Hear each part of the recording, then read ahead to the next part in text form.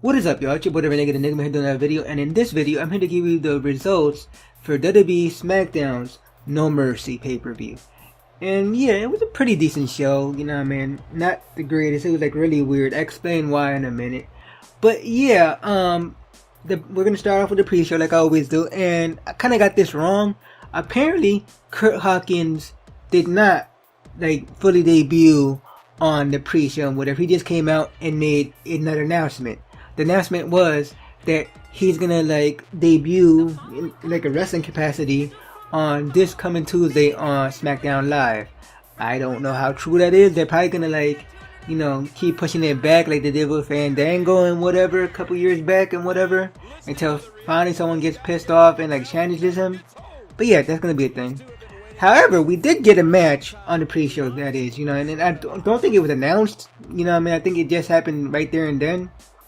And that match is a 8-man tag consisting of the Hype Bros, Mojo Rawley and Zack Ryder, and American Alpha, Chad Gable and Jason Jordan. They went against the Ascension, Connor and Victor, and the Vaudevillains, Simon Gotch and Aiden English. Pretty good match, when they do these matches, they always sell real good and whatever. But yeah, basically the faces took the match and whatever, and your winners are the Hype Bros and American Alpha. The interesting thing about this match, at least something I really liked and whatever, it was a really small thing. October 9th, which was the night of the pay-per-view, happens to be Eddie Guerrero's birthday. The late great Eddie Guerrero, Hall of Famer. You're probably asking yourself, what does this have to do with the match, right? Well, it just so happens that Aiden English of the Vaudevillains is married to Eddie Guerrero's daughter or whatever, and he had on his wrist tape, he had HBEG, Happy Birthday Eddie Guerrero, so it was kind of a small thing, but I liked it. It was really cool, nice dedication right there. But yeah, now on to the actual pay-per-view, and this is where it gets weird, right? They basically mixed up the order of the matches or whatever in a really weird way. Not the first time they did this, I think they did it years ago on another No Mercy. But yeah, we start off the pay-per-view with, I guess, the main event, the WWE World Heavyweight Title 3-way match, which is the Phenomenal One, AJ Styles, the champion, putting his title on the line against the former champion, the Lunatic Fringe, Dean Ambrose, and John Cena. Great match, as it was expected to be, whatever, I'm not knocking the match, I'm just knocking the order, it, if it was in the middle of the show, I think it would be better, but, whatever. Lots of spots here and there, people doing their finishers, John Cena doing double AAs, Styles clashes out of nowhere, phenomenal forearms out of nowhere, dirty deeds out of nowhere, really good and whatever. There was this spot, towards the end of the match where, AJ Styles does his calf killer, submission move on Dean Ambrose. Dean Ambrose then later on does the same, submission move to AJ Styles, and he has him in the middle of the ring. He can't go nowhere. But John Cena gets in the ring and does his STF submission move. They both have him in the submission move at the same time. And AJ Styles taps out. The referee sees this and he rings the bell, but then he thinks, okay, no one won this match, so basically the match continues and whatnot. So AJ Styles and Dean Ambrose are in the ring. They're going against each other, and just like I expected, they're distracted with each other. AJ Styles comes in the ring with a steel chair. Mind you, these matches are no DQ. And after the AA on Dean Ambrose, AJ Styles comes in, hits John Cena with a steel chair, takes him out. 1, 2, 3, your winner and still champion, the Phenomenal One, AJ Styles. So okay, yeah, like I said, good match, but it shouldn't have been the first match. But yeah, our next match is the women's, I guess, grudge match between Nikki Bella and Carmella. good match and whatever. Carmella's like it has really improved as a wrestler and whatever. You know what I mean? Like she basically like took Nikki kind of to her limit and whatever. You know what I mean? Nikki having, you know, her hurt neck and whatever. They basically like told that storyline in this match and whatnot. At one point, Carmella had Nikki in her submission move, the Code of Silence, which is basically a move that works on your neck and whatever. And like I just said, Nikki has a bad neck, but Nikki, you know, being the badass and like really like strong chick that she is and whatever, you know what I mean, being John Cena's girlfriend, I guess they weightlift together. She basically lifted her with all her power, you know what I mean, being in the submission. Like it was an awesome spot right there in my honest opinion. But basically Nikki wins this with her TKO finisher, which is the Rack Attack 2.0. I don't like the name of it, you know what I mean, but yeah, that's her move and whatever. They should have gave her the guest lock in my honest opinion, you know what I mean, some type of finish move, because she could hurt her neck with this move regardless. But yeah, you're winning the match, Nikki Bella. Next match we have for the WWE Smackdown Tag Team titles, we have the Man Beast Rhino and the one-man band Heath Slater. I guess they're Beauty and the Man Beast, you know what I mean, the tag team champions. They're putting the titles on the line against the Usos, you know what I mean, the Usos with a new attitude or whatever, you know what I mean. They're like heels right now, they're like totally badass. I like them right now. But yeah, pretty good match here, you know what I mean, nothing really to say here.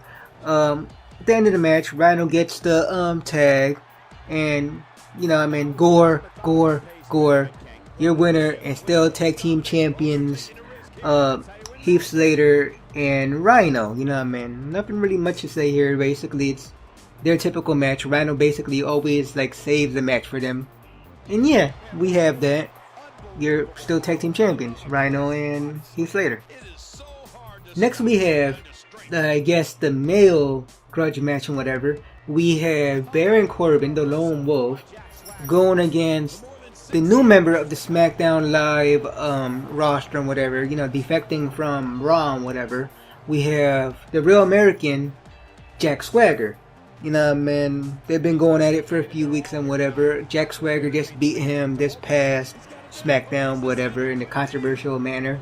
And yeah, basically, like I said, this is going to be like a long running feud. They're going to have the rubber match because Baron Corbin went away with the win after, you know, I mean, the referee was distracted. Baron Corbin pokes Jack Swagger in the eye, then hits him with the end of days. 1, 2, 3, your winner, Baron Corbin. Next we had the match that I feel should have been the main event if it wasn't the WWE World Title match. Nah, man, like this should have been the main event of the whole pay-per-view, but sadly it wasn't. And this match is the Intercontinental Champion, The Miz, with his wife Maurice, putting his title on the line against Dolph Ziggler, which is putting his career on the line. You know what I mean? His whole WWE career. Like, he's not going to Raw or whatever. He's not coming back in 6 months and whatever. You know what I mean? Like, if he lost, he would be done with WWE. But yeah, really good match, you know what I mean. That's why I say that it should have been the main event and whatever. Great backstory to it and whatever. And yeah, there was interference by Maurice, of course. And the Spirit Squad, Kenny and Mikey, showed up because, like, if you didn't know, Dolph Ziggler was a former member of this group and whatever. If you don't watch that episode of SmackDown or whatever, he was Nicky.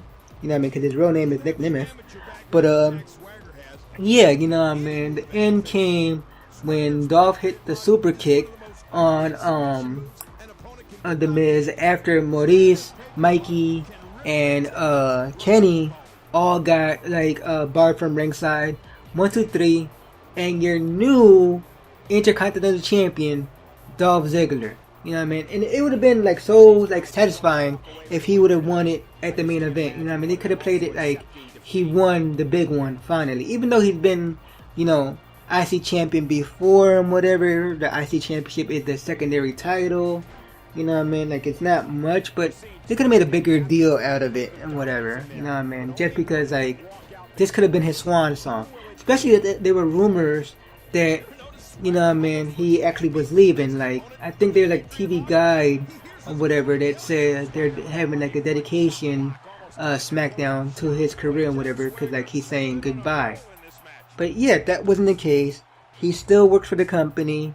You know what I mean? He's still gonna work for the company for a while. And yeah, he's the Intercontinental Champion.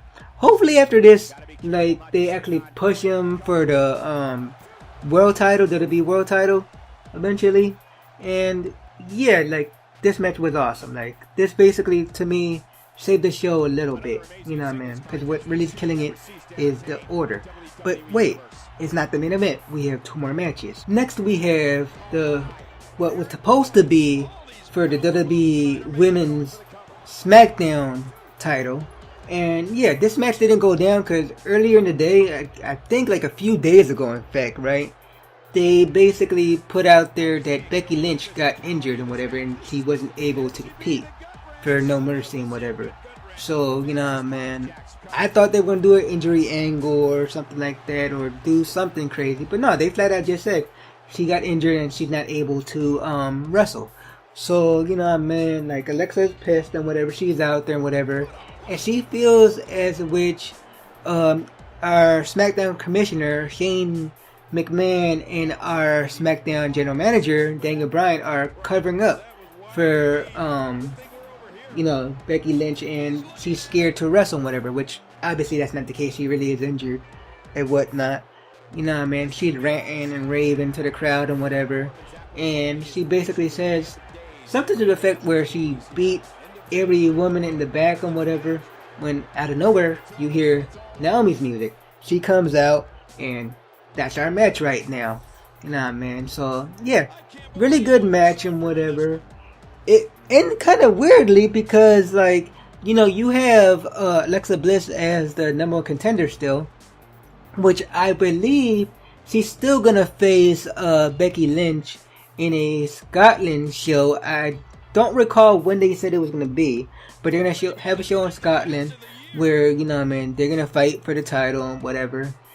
But, you know what I mean, Naomi actually defeated Alexa Bliss with a roll-up of all things. You know what I mean? Like, not her finisher, not no crazy move, just a roll-up.